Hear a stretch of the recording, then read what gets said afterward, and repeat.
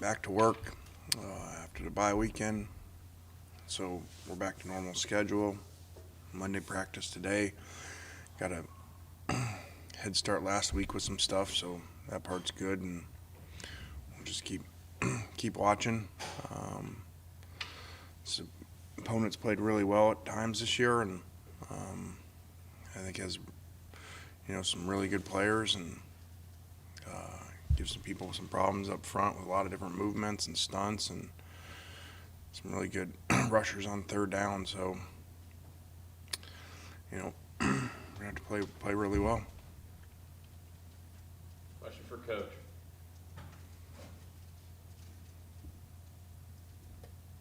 John starts off. Lane, I know you mentioned a little bit there, but how was the bye week? What were you up to? Did you do anything? And how was it to kind of have a week off? Well, it's just a weekend. We guys had to come back last night, so hopefully guys got some rest, and I was able to go down to Florida, but the weather didn't cooperate very well. So 8-foot seas, doesn't let you go fishing. So, but got some rest and ready to come back to work. Go to Nick. Lane, how concerned were you for both you and the players going home for the weekend with all the COVID stuff, and just have you gotten any early reports about how players did? Well, we tested this morning. We don't have those back yet, so that's very concerning. We talked to them a lot about it. So hopefully they did a good job. We'll know. I think the tests usually come back the same day. Parrish, go ahead. Lane, how does it change preparation when an opponent might be transitioning at quarterback? Yeah, they told me that today, that they're opening the competition, I think. So DJ was talking about that today, not knowing. So we'll just have to prepare, and whoever plays. What differences do you see in those two quarterbacks, or have you had a chance to look at them that closely yet? I have not gotten to that side of the ball. Spent it on the other side last week, did a whole game plan. So I'll get to that today. David, go ahead. Lane, do you see South Carolina as comparable to anyone else y'all have played thus far this season? And if not, what unique challenges do they present for you guys? Well, they've run the ball really well at times. I don't know, maybe, and got some really good defensive players, maybe like Kentucky, I guess, or maybe. But Will does a great job, really multiple, a lot of different disguises and pressures, and, in that, Alabama tree, the Nick Saban tree of defensive guys.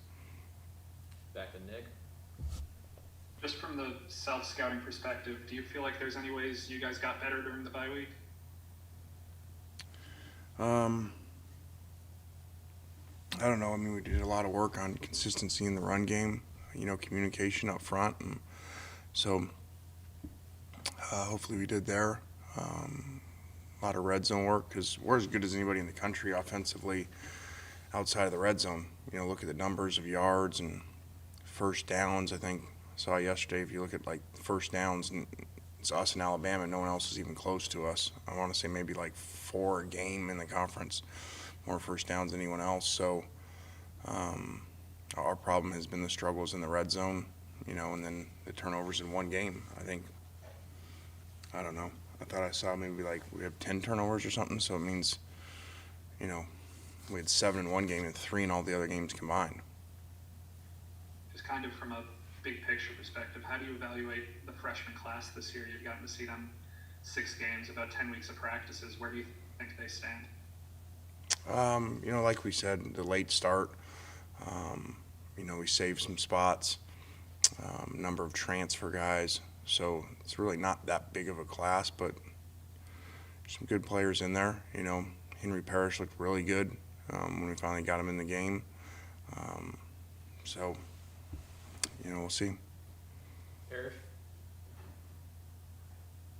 Lane, just looking at South Carolina scores, they looked a lot more competitive earlier in the season. In the last two games have been a dramatic shift. Is there anything you've seen in them that would lead you to believe what's going on there? I don't know that. You know, I was obviously surprised by the points difference, you know, in A&M, because I thought that, you know, when I see them, I know statistically they're not great on defense, but they look really good to me, and really good players with a lot of twitch up front. So, it just sounds like they've been up and down throughout the year.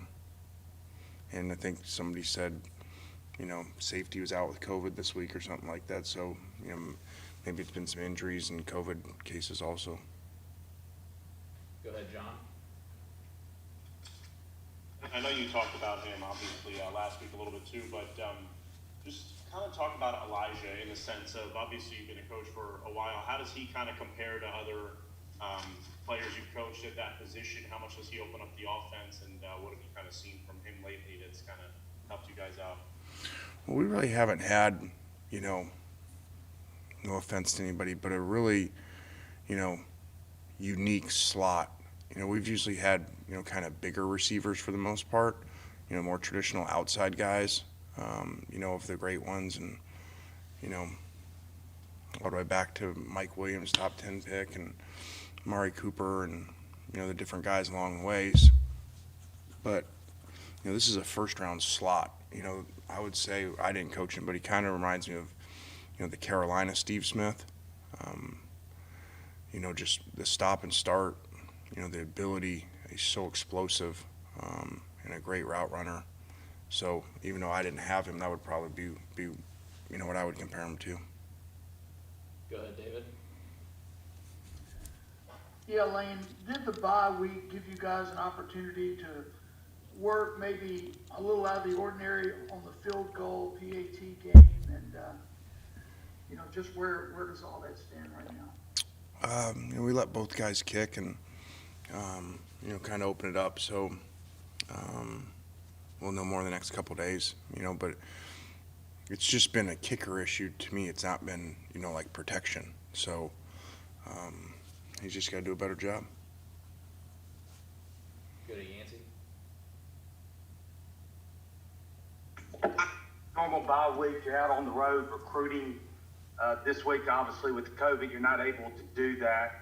Just how much are you able to put on the game field during this senior season, evaluating how they're doing game by game versus seeing them in person?